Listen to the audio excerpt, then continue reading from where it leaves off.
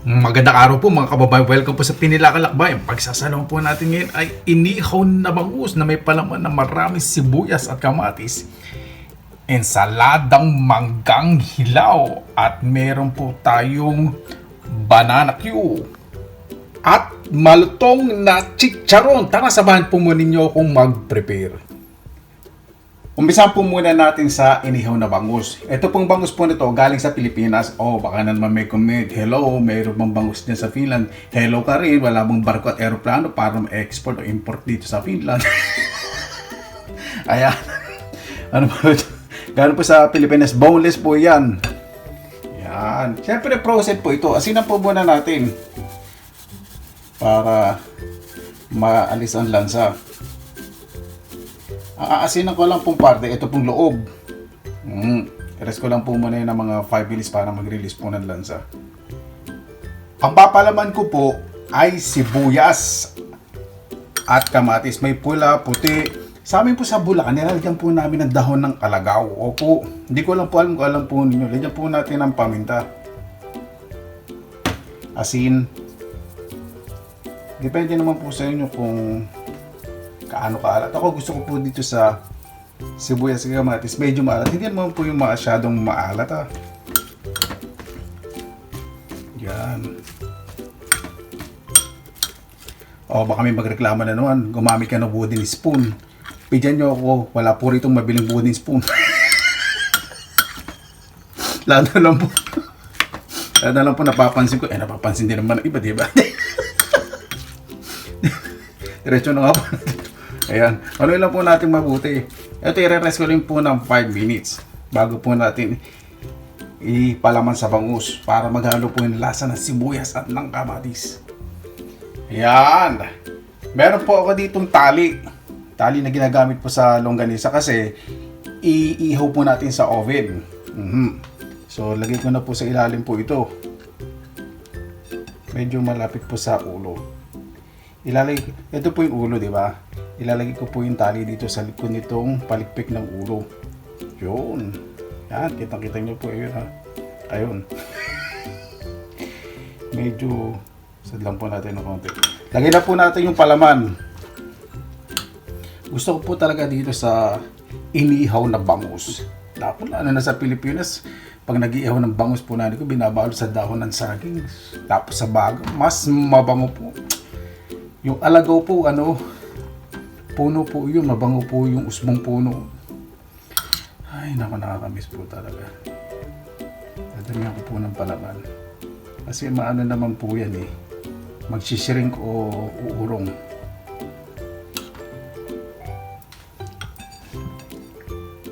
Tali po natin dito. Dali lang po Ayoko pong pakitang nahihirapan ako. Diba? Ang dali pong itali kapag nilagay nyo po sa ilalim po ng paligpik. Ikot po ninyo para hindi bumuka.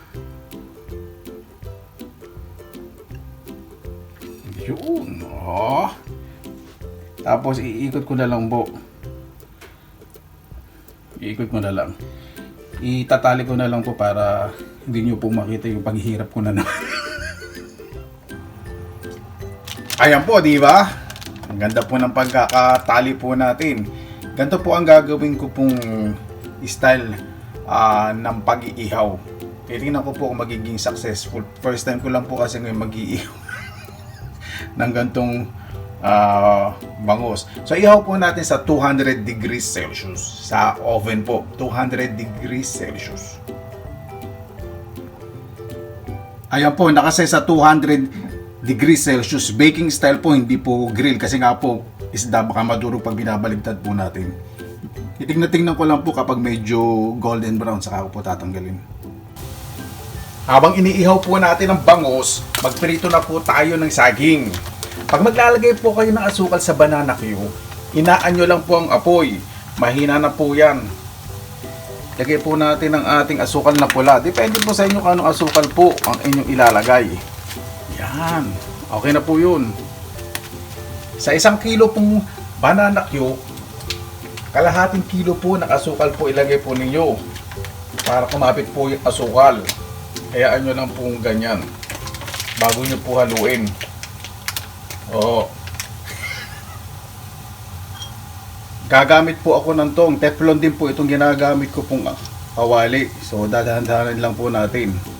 Kapag nakikita niyo na po medyo natutunaw po yung inyong asukal, patayin niyo na po yung inyong kalan.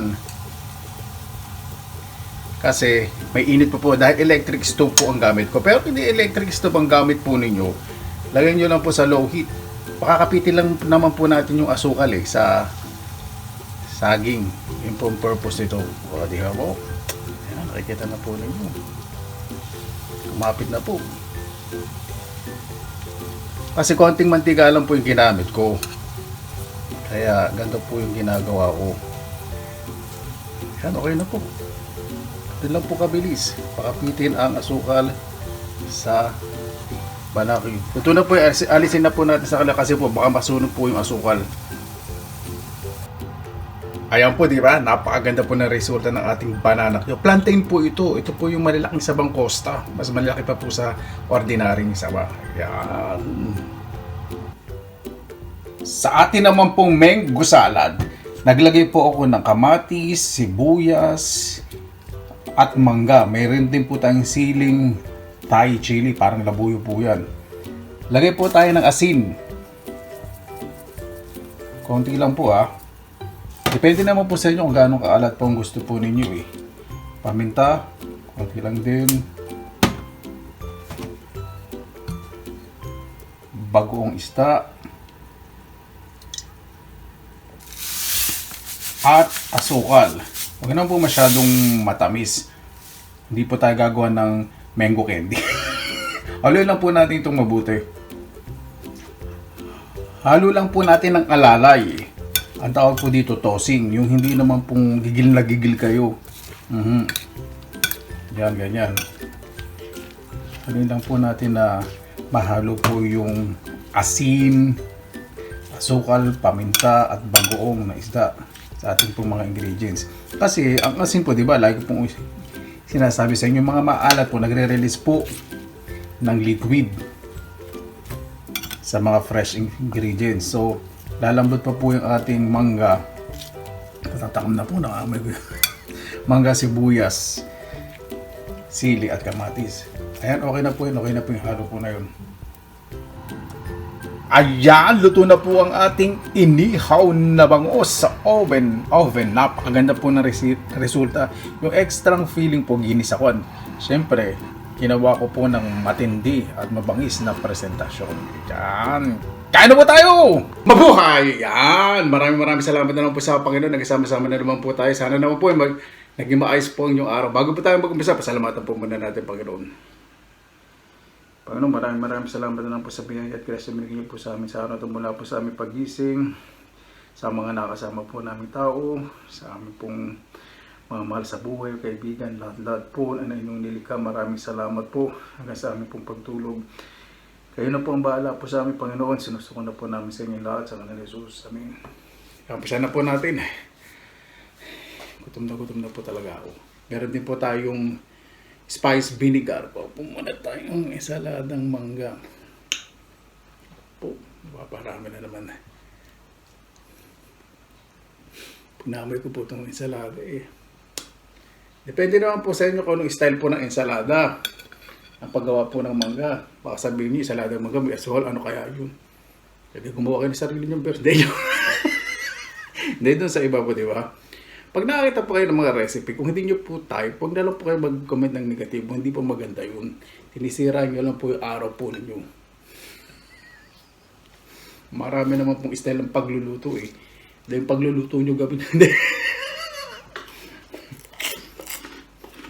Positive lang po tayo ngayon. Ito po yung ating inihaw na ganda po, di ba? Sayang yun. Paano nga ba ito tatanggalin? Dahil lang po walang pong gunting. Dahil po, may gunting na tayo.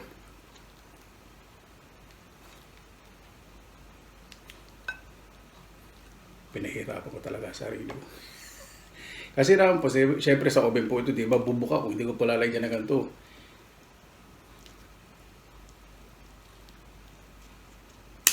Yun. Yun. Yun. Ayun.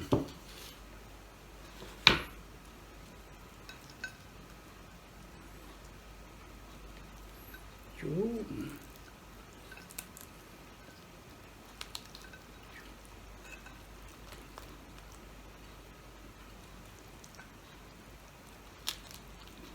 Lutong-luto po. Nararamdaman ko na po yung konting crispiness. Ang sarap. Ayan po.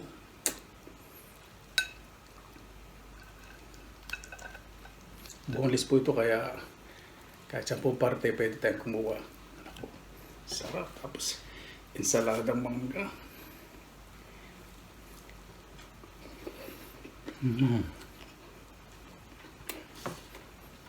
Masarap.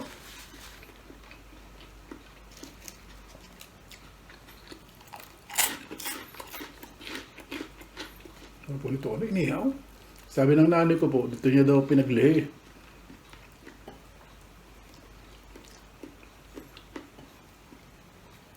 Kasi po nang balitang malaki po yung tiyan ko. Pataba po akong malaki tiyan.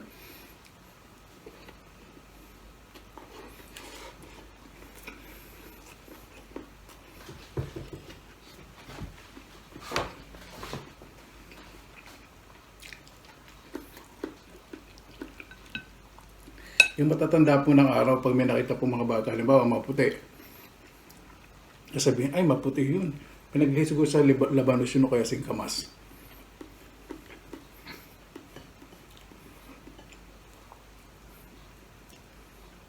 Pag nakita matangkad, ay naku, siguro pinaglihi sa upo yun o kaya sa sitaw. Kaya matangkad, pag ganun.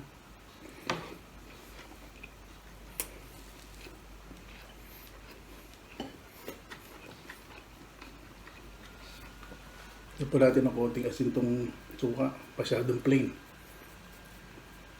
Kasi hindi ko naman po masyadong inalatan po ito eh.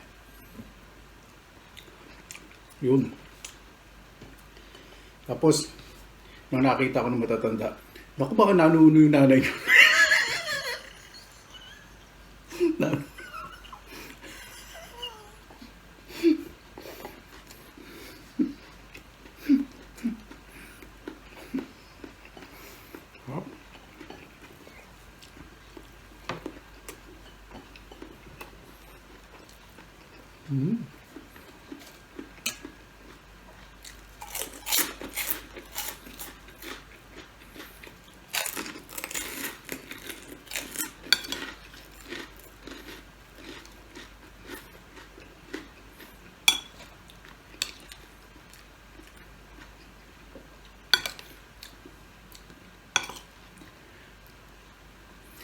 Ngayon iniisip ko yung matatanda mahilig magkwento mga gano'n. Yung mga ibang matatanda po yung parang chismisan.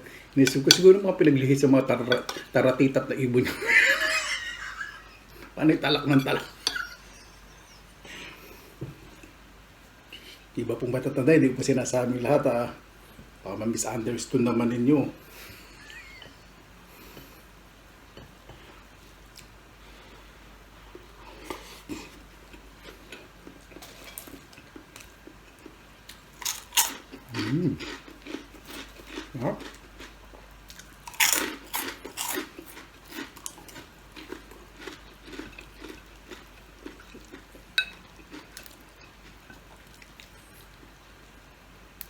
Hanggang urot buntot. Rasam na rasa po tayo linanamnam.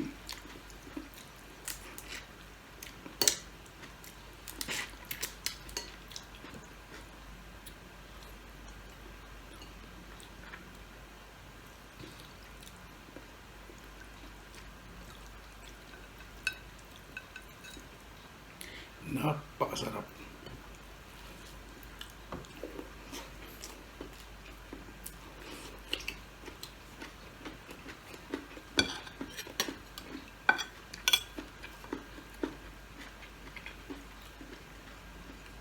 Sarap po itong bago ang pampalat sa kanin.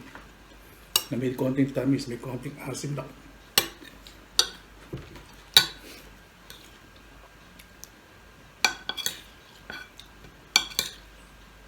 Di ba po gano'n, di ba? Yung maliliit. Saan kayo pinaglihi? Ngayon, hindi na po totoo yata yung mga gano'n. Kasi paglakad po ng anak ninyo, baka sisihin pa kayo. sabi mo nanay, pinaglihi ako sa Labanos. O tama naman anak ka.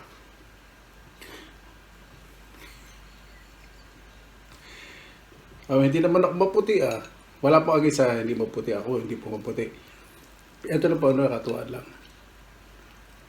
Sabi, anak, huwag kang mag-inarting ganyan. Pwede ka naman pumuti eh. Marami na kayo nagpapaputi, di ba? Kala nga na iba na pinaglili sa Labanos. Labanos na buro pa. Binabad sa sukay, kaya lalo na puti.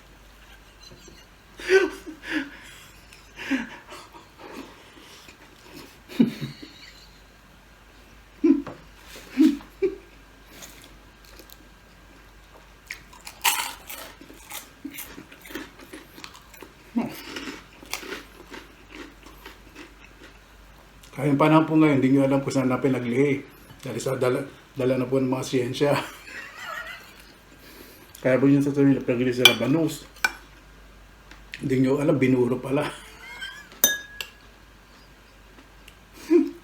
Wala po agad sa mga nagpapaputi ha.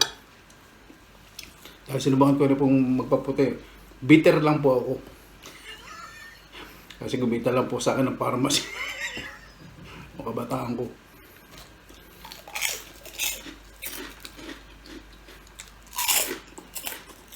Pumuti naman po ako, yung mga picture ko po nung ako, pag nakita nyo.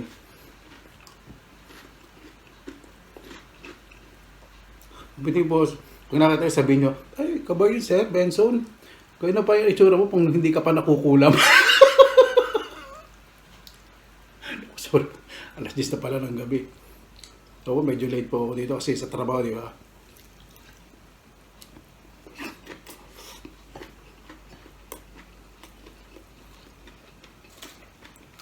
Tulad din po sa Pilipinas, bawal po ngayon after 10. After 10 p.m. Sarap. Sarap nun yan.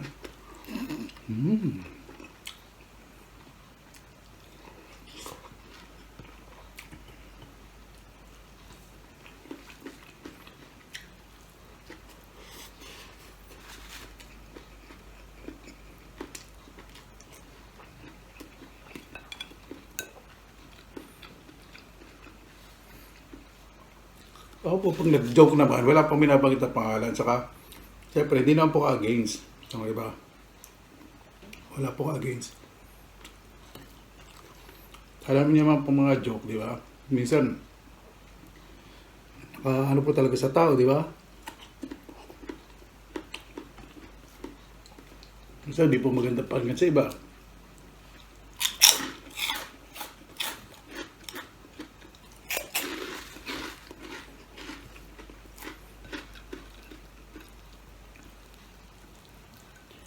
Ganyan po tinatawag na entertainment. Nakita niyo po sa mga showbiz, di ba? Kung nagjo-joke sila, ginagawa po nila katawan ng ibang tao. Iba nakakatawa na, iba offensive.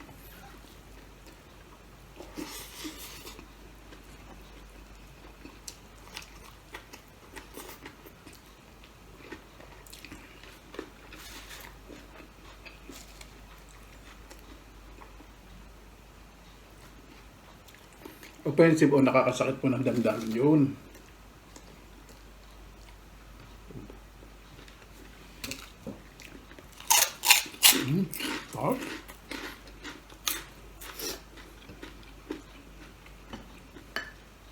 Yung kamatis at sibuyas na pula, lasa na yung bangus, ulam na talaga.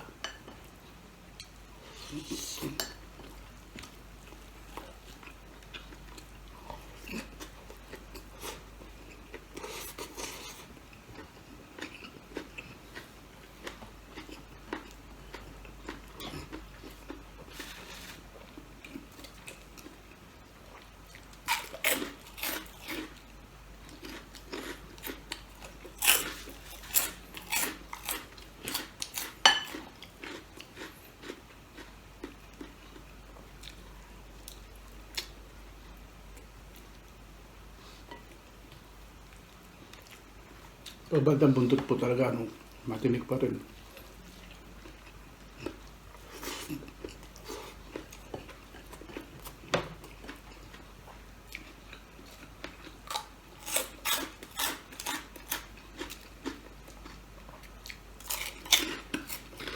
Nakakain ko yung sili na ano, nang gusto ka natin. Thai chili, maangang po talaga.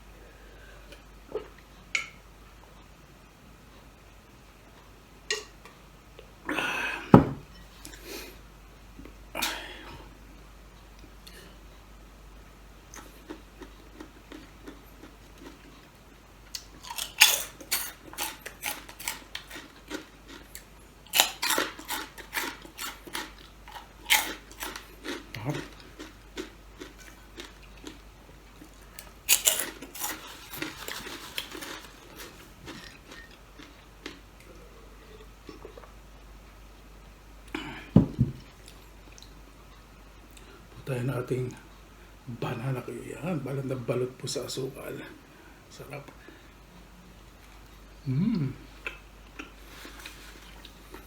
Sarap.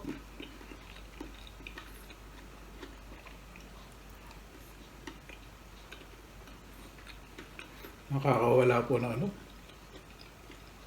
Anghang. Anghang ang tamis.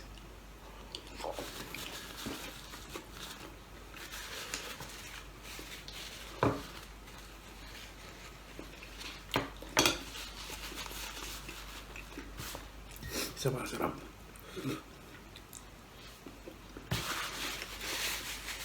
Sarap. Sarap.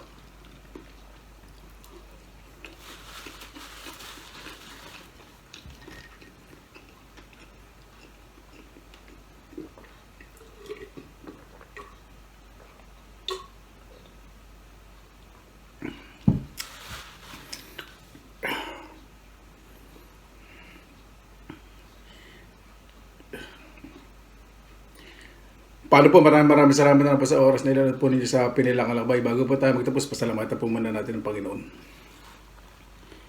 Panginoon, maraming salamat na po sa grasya binigay niyo po sa amin sa araw na to. Patatapos na naman po. Hindi po pala, pasensya na po. Pasensya na po.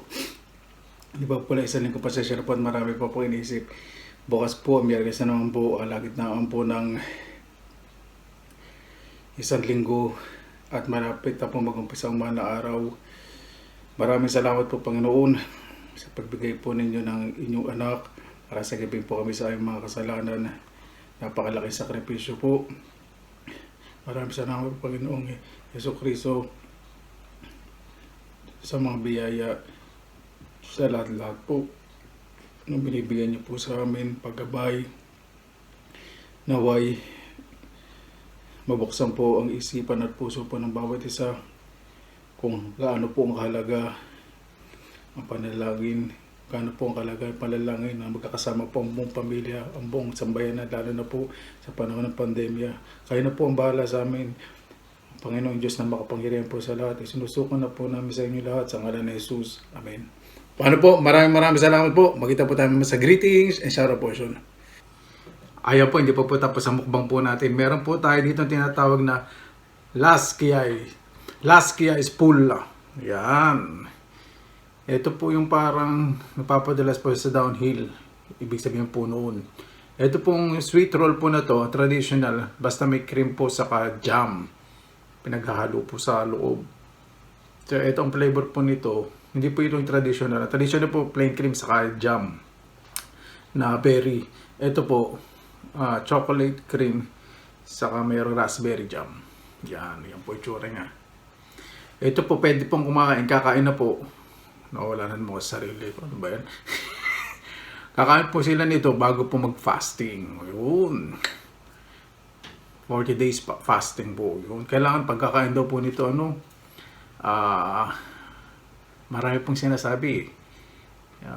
Kailangan bagong gawa at medyo oily yung kamay. Meron pong mga tradisyon. Tirahin na po natin kaysa lituhin ko pa po. Boom. Sarap.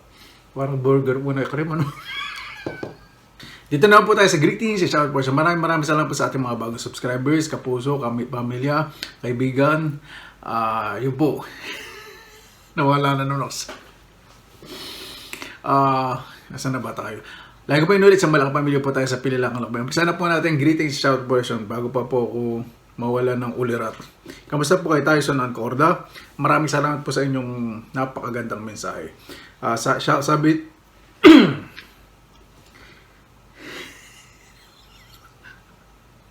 medyo ano na po kasi kabine.